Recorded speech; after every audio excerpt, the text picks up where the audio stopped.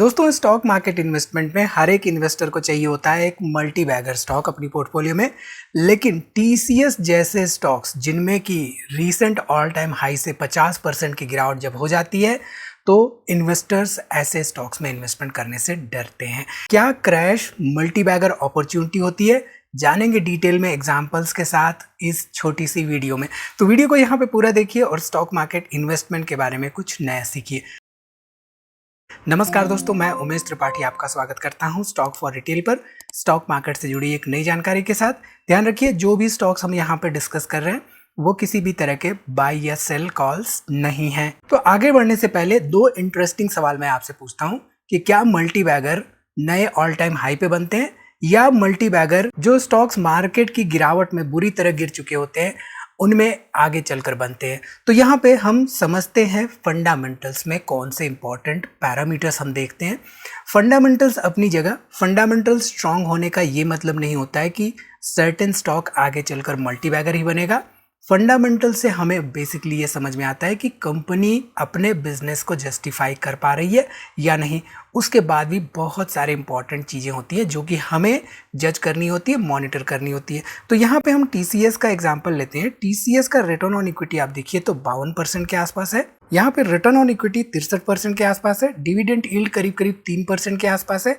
Company profitable है। Date to equity मात्र 0.11 है। पेट्रोस्की स्कोर यहाँ पे 4 का है। अब पेट्रोस्की स्कोर क्या होता है हमारी वीडियोस में हमने आपको समझा रखा है, आप उसको जाइए देखिए और सीखिए कि कैसे 9 डिफरेंट पैरामीटर्स होते हैं और उन 9 पैरामीटर्स के बेसिस पे एक उनको मार्क दिया जाता है, एक स्कोर दिया जाता है। यहाँ पे 9 में 4 स्कोर मिल रहा है इस पर्टिकुलर कंपनी को।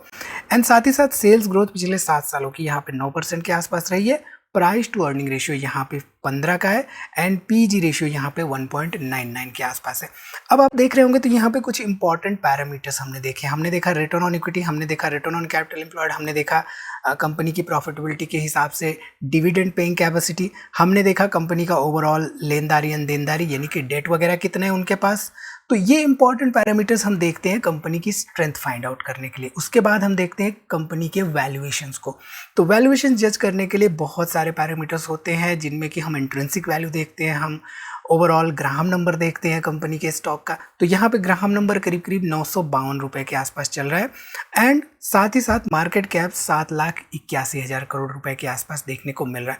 अब दो इंपॉर्टेंट बातें होती हैं, एक तो होती है हैवी वेट कंपनी, दूसरी होती है लाइट वेट कंपनी।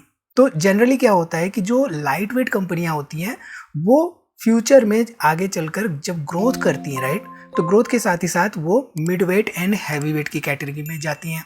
अब जो कंपनियां ऑलरेडी हैवी वेट हैं उनको थोड़ा सा भी ग्रो करना है, अगर 10% 15% के रेट के हिसाब से ग्रो करना है तो बहुत ज़्यादा मशक्कत करनी पड़ती है। ठीक है, अब टीसीएस का यहाँ पे अगर हम सेल्स ट्रैक रिकॉर्ड देखें एंड प्रॉफिटेबिलिटी ट्रैक रिकॉर्ड देखें तो आप देखिए 2015 में करीब करीब 94,000 करोड़ का सेल्स था एंड 20,000 करोड़ का नेट प्रॉफिट था। 2020 में 1,56,000 करोड़ का यहाँ पे ओवरऑल सेल्स था एंड 32,000 करोड़ के आसपास यहाँ पे नेट प्रॉफिट था। 2023 में करीब करीब 2,25,000 करोड़ रुपए के आसपास कंपनी का सेल्स था।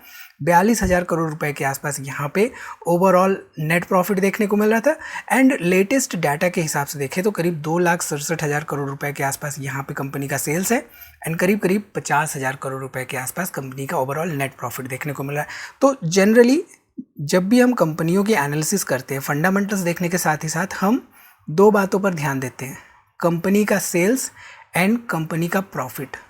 सेल्स में क्या ग्रोथ रह रही है एंड प्रॉफिटेबिलिटी में क्या ग्रोथ रह रही है, ये हमारे लिए बहुत इंपॉर्टेंट होता है। कंसिस्टेंटली सेल्स में ग्रोथ होनी चाहिए, कंसिस्टेंटली प्रॉफिटेबिलिटी में ग्रोथ होनी चाहिए, तब जाके कहीं ना कहीं अपने आप को, बिजनेस को इनफैक्ट वो जस्टिफाई करता है। इसका मतलब मान लीजिए कोई कंपनी आज 100 रुपये का माल बेच रही है और आगे चलकर 5 साल बाद वो 1,000 रुपये का माल बेच रही है, तो जो 100 रुपये पे अगर वो 20% का प्रॉफिट जनरेट कर रही थी 20 रुपये का, आज अगर 1,000 रुपये पे 35% का इनफैक्ट प्रॉफिट जनरेट कर रही है यानी कि 350 रुपये का प्रॉफिट जनरेट कर रही है, तो ऐसे में हम कहेंगे कि हाँ भाई कंपनी स्ट्रांग है फंडामेंटली। अब कुछ कंपनियां ऐसी होती हैं जो कि अपना सेल्स तो बढ़ा चढ़ा के दिखा देती हैं लेकिन प्रॉफिट उनका उतना नहीं बढ़ पाता है क्योंकि एक्सपेंसेस भी वो दिखा देती हैं कहीं ना कहीं से।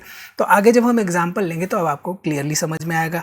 अब यहाँ पे टीसीएस के केस में अगर हम देखें तो जून 2023 में करीब करीब 72% के आसपास प्रोमोटर्स थे, पब्लिक यहाँ पे केवल 5% की थी और यहाँ पे करीब करीब 21% के आसपास हमें FIs एंड DIs देखने को मिल रहे थे। ठीक है, लेटेस्ट डाटा के हिसाब से अब आप देखिए यहाँ पे करीब करीब 72% के आसपास प्रमोटर्स हैं, केवल और केवल 5% पब्लिक है और यहाँ पे करीब करीब 23% के आसपास हमें FIs एंड DIs देखने को मिल रहे हैं।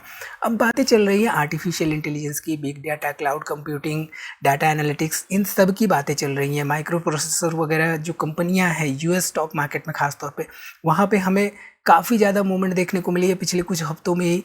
तो ऐसे में आर्टिफिशियल इंटेलिजेंस की डिमांड जब बढ़ रही है तो हमारी जो सर्विस बेस्ड कंपनियाँ, IT बेस्ड कंपनियाँ हैं जो मोस्टली, उन पे काफ़ी ज़्यादा एक प्रेशर हमें देखने को मिल रहा है, जिनकी वजह से प्राइसेस में गिरावट हो रही है। अब फंडामेंटल्स उनके कैसे हैं और प्राइसेस में क्यों गिरावट हो रही है, ये दो अलग बातें हो जाती हैं। Price is what you see, value is what you gate.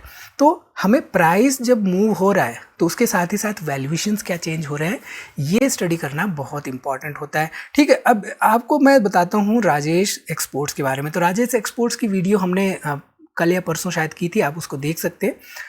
उसमें हमने बताया था कि जो भी चीज़ें यहाँ पे सेवी लेके आई है उसके लिए वो कहाँ पे रिफ्लेक्ट हो रही थी। तो सेल्स एंड प्रॉफिटेबिलिटी हमने देखा, राइट, पिछली वीडियो में हमने देखा कि उनकी सेल्स बढ़ रही थी, उनकी प्रॉफिटेबिलिटी उतनी हिसाब से नहीं बढ़ रही थी, लेकिन उनके एक्सपेंसेस बढ़ रहे थे। यानी कि 100 रुपये की सेल्स है और एक्सपेंस अगर 98-99 रुपये का है तो कुछ ना कुछ बात कहीं ना कहीं होगी जिसकी वजह से इतने ज़्यादा सेल्स भी दिख रहे हैं।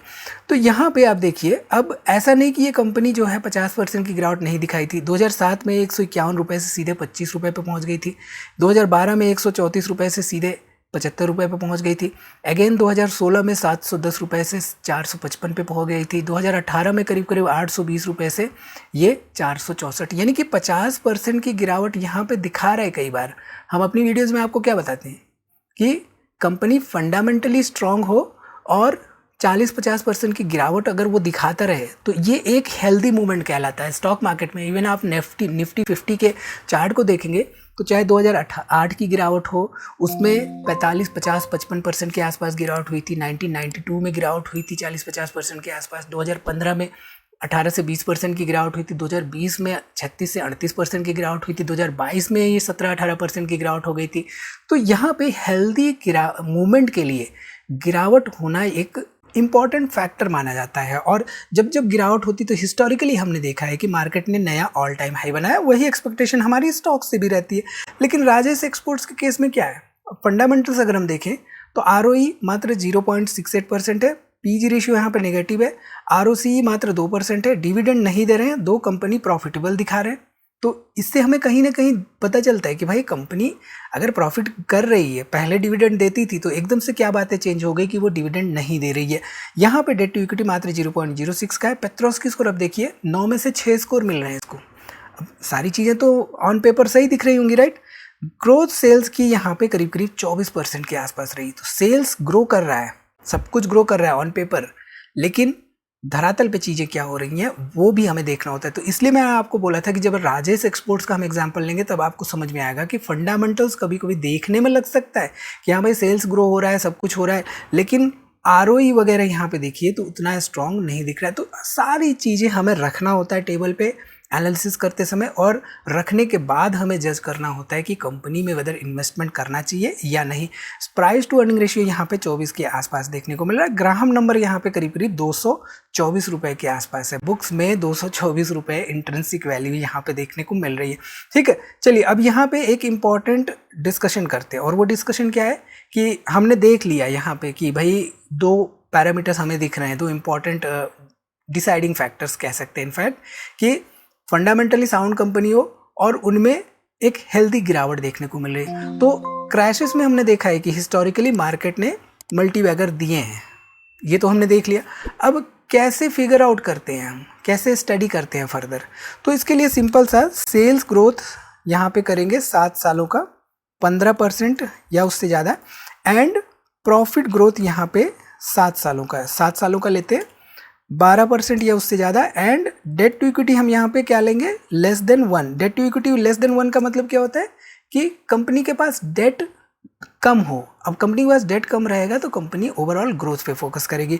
ठीक है, इसके साथ ही साथ हम क्या करेंगे, हम इंट्रिंसिक वैल्यू को जज करेंगे सीएमपी से, यानी कि करंट मार्केट प्राइस से। अब as per certain rules current market price हम यहाँ पर डिस्कस नहीं कर रहे हैं, बट यहाँ पे कहने का मतलब ये है कि कोई इंट्रिंसिक वैल्यू है किसी कंपनी की, मान लीजिए C1 की इंट्रिंसिक वैल्यू 100 रुपये की है और जो करंट प्राइस है किन्हीं कारणों से वो 80 रुपये पे चल रहा है, तो सीधे सीधे यहाँ पे एक तरह से देखा जाए तो 20% का जो वैल्यू इन्वेस्टर के टर्म्स में, वैल्यू इन्वेस्टर के लिए एक तरह से 20% का वहाँ पे बार्गेन मिल रहा है। तो जब आप कोई चीज़ सामान खरीदने जाते हो राइट, तो आप क्या देखते हो, एमआरपी देखते हो। एमआरपी वहाँ पे मान लीजिए आपने 10,000 का देखा और आपको कहीं ना कहीं से कूपन लगा के या कुछ लगा के 2,000 कम हो गया, तो आपको खुशी होती है राइट। तो स्टॉक्स में जनरली क्या होता है, स्टॉक्स में जो इंट्रिंसिक वैल्यू है वो एक तरह से हम कह सकते हैं कि एमआरपी है, ठीक। और जो यहाँ पे करंट प्राइस दिख रहा होता है वो हम कह सकते हैं कि जो टैग का प्राइस है उसके अलावा प्राइस दिख रहा है। अब यहाँ पे एग्जैक्टली एमआरपी के ऊपर तो चार्ज नहीं कर सकते हैं कंपनियां, बट यहाँ पे स्टॉक के प्राइस में क्या होता है कि एमआरपी से भी ज़्यादा प्राइसेस चले जाते हैं। ठीक है, तो यहाँ पे बेसिकली समझाने का मेरा मकसद ये है कि आपको समझ में आए कि इंट्रिंसिक वैल्यू और करंट प्राइस के बीच में क्या कोरिलेशन है, तो हम कैसे समझते हैं कि वैल्यूएशंस हमें मिल रही हैं सर्टेन स्टॉक में या नहीं। ठीक है, तो ये बात आपको समझ में आ गई राइट। तो हमने यहाँ पे वैल्यूएशंस भी ले लिया और इसके साथ ही साथ एक एक्स्ट्रा यहाँ पे डाल देते हैं कि ग्राहम नंबर भी लेस देन CMP। ठीक है, अब इसको अगर हम रन करें तो यहाँ पे करीब करीब 278 कंपनियों के आसपास निकल के आ रही है। अब 278 कंपनी का मतलब अगर हम एक एक कंपनी करके जाने लगेंगे एनालिसिस करने तो दिन कई हफ्ते कई महीने भी लग सकते हैं, इनफैक्ट साल भी लग सकता है। आजकल तो आर्टिफिशियल इंटेलिजेंस है तो हो सकता है कि भाई 2-3 दिन लग जाए। लेकिन यहाँ पे अगर इसको रिफाइन करना हो तो हम और क्या कर सकते हैं, तो यहाँ पे एंड मार्केट कैपिटलाइजेशन, अब कंपनी का साइज यहाँ पे इंपॉर्टेंट हो जाता है। Market capitalization greater than 1000 crore, ये किस लिए, क्योंकि छोटी छोटी कंपनियां होती हैं C1 C2 C3, मेरे भाई की कंपनी, मेरे चाचा की कंपनी, मेरे भतीजे की कंपनी आई 10 करोड़ का मार्केट कैपिटलाइजेशन है, चल रही है, अपने भाई लोगों को डिविडेंड दिया, चल रही है, 1 रुपये 2 रुपये 50 पैसे प्राइसेस चल रहे हैं, डिविडेंड दे दिया 6 रुपये का। तो इस तरह की कंपनियां हमें नहीं चाहिए। ठीक है, तो यहाँ पे बेसिकली 1000 करोड़ का मतलब थोड़ी सी इस्टेब्लिश टाइप की कंपनी हो। अब इसको अगर हम रन करते राइट तो हमारे पास करीब करीब 10 से 15 कंपनियां आती है। अब यहाँ पे 175 कंपनियां आ रही हैं, तो कुछ हमारे जो क्वेरी हमने लिखी है वहाँ पे कुछ गड़बड़ है। तो हम क्या करते हैं, क्वेरी पे वापस चलते हैं और यहाँ पे हमने क्या ऐड किया था, हमने मार्केट कैपिटलाइजेशन ऐड किया था राइट, ग्रेटर देन 1000। तो यहाँ पे आप देखिए ये जो ग्राहम नंबर और इंट्रिंसिक वैल्यू हमने लिखा है राइट, ये हमने उल्टा लिख दिया है। तो intrinsic value should be greater than current price and Graham number should be greater than current price. हमने आपको एक्सप्लेन क्या किया कि 100 रुपये का ग्राहम नंबर है और करंट प्राइस 80 रुपये का है। तो बेसिकली हियर इंट्रिंसिक वैल्यू और Graham number is greater than the current price. तो इसको अगर हम रन करते हैं तो यहाँ पे करीब करीब 14 कंपनियां निकल के आ रही हैं। अब एनालिसिस का स्कोप ऐसे केसेस में और वाइडर हो जाता है, क्योंकि बहुत सारी इंटेंजिबल फैक्टर्स भी होते हैं जो कि हमें दिख तो नहीं रहे होते लेकिन हमें उनकी एनालिसिस करनी होती है। जैसे कि राजेश एक्सपोर्ट्स के केस में सेल्स सब कुछ सही दिख रहा था, प्रॉफिटेबिलिटी वगैरह चल रही थी, डिविडेंड भी दे रहे थे भाई साहब, लेकिन बैकग्राउंड में कुछ और चल रहा था। तो इसलिए मैनेजमेंट की एनालिसिस एंड साथ ही साथ बाकी सारी एनालिसिस भी करना इंपॉर्टेंट होता है हमारे लिए। अब यहाँ पे सिंपल सा आपको मल्टी बैगर का मतलब क्या होता है ये समझाने के लिए मैं आपको दिखाता हूँ HCL टेक का एग्जाम्पल। 86 रुपये का प्राइस था 2007 में, 86 रुपये से गिर के 25 रुपये पे हो गया। 85 रुपीज़ से 25 रुपीज़, कितने परसेंट की गिरावट हुई, कमेंट करके आप लोग बताइए। अब ऑन एन एवरेज यहाँ पे मान लेते हैं 100 रुपये, ठीक है। तो इससे हमें जो लमसम नंबर है उससे समझने में मिलेगा कि कितने परसेंट की गिरावट हुई, ठीक। अब यहाँ पे मान लेते हैं ये 20 रुपये, तो सीधे सीधे गिरावट हुई 80% की, राइट। अब 20 रुपये से कोई चीज़ 100 रुपये पे पहुँच गई, फिर तो हुआ ना ये मल्टी बैगर, राइट। 20 रुपये से 100 रुपये पे पहुँच गई तो सीधे सीधे यहाँ पे हो गया 400% ऑफ 20 रुपीज़ हो गया, राइट। तो यहाँ पे 5 गुना हो गया। अब सिंपल सा चीज़ कि कोई ऑल टाइम हाई पे बाई करता है तो यहाँ पे 80% का उसको लॉस, लेकिन कोई यहाँ पे लो पे बाई करता है तो यहाँ पे 5 गुना मल्टी बैगर। अब देखिए सिंपल सी चीज़ है, गिरावट हो फंडामेंटली स्ट्रॉन्ग कंपनी हो। अब यहाँ पे HCL टेक का मैंने जस्ट एग्जांपल लिया है ताकि आपको समझ में आए, क्योंकि जब हम एग्जांपल लेते हैं तो चीज़ें एक्चुअल में समझ में आती कि होता क्या है।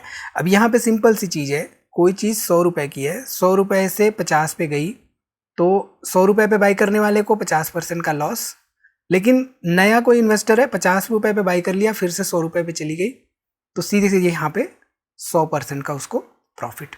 ठीक है, ये बेसिक मैथ्स है, ये अगर हमें समझ में आता है तो हम चीज़ें फिर कॉन्फिडेंटली आगे करते हैं और हमें पता होता है कि कोई चीज़ गिरी है लेकिन वो स्ट्रांग है। जैसे कि क्रिकेट के एग्जाम्पल में हमने देखा है, राइट। अब सूर्यवंशी ही हो गए या हमारे VK ही हो गए मिस्टर, इनमें क्या होता है कि कभी कभी ये आउट हो जाते हैं, 5 रन पे आउट हो गए या बोल्ड हो गए पहली बॉल पे, बट कंसिस्टेंसी उनकी देखी जाती है, हिस्टोरिकल ट्रैक रिकॉर्ड कि उनका जो स्टैटिस्टिक्स है उसके हिसाब से हर दूसरे तीसरे मैच में सेंचुरी बना के दे रहे हैं कोहली भाई। और जो सूर्यवंशी जी हैं तो वो तो हर दूसरी गेंद तीसरी गेंद बाउंड्री के पार हवा के ऊपर से पहुंचा दे रहे हैं।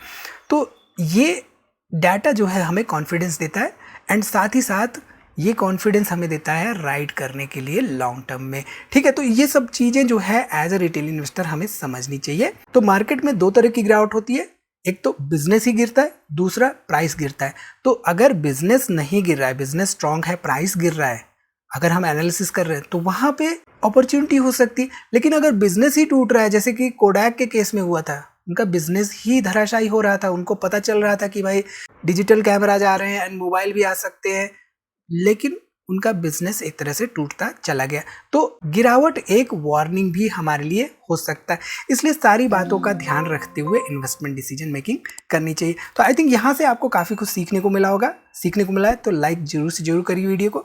कोई भी सवाल हो इससे रिलेटेड तो कमेंट जरूर करिए। आपके पास कोई मल्टीबैगर स्टॉक्स हैं तो वो भी कमेंट करके बताइए, ताकि दूसरे लोगों को भी मालूम पड़े। मिलते हैं अगली वीडियो में एक इसी तरह की जानकारी के साथ। तब तक आप हमारी दूसरी वीडियोस देखते रहिए और हाँ, दोस्तों में शेयर करना ना भूलिए।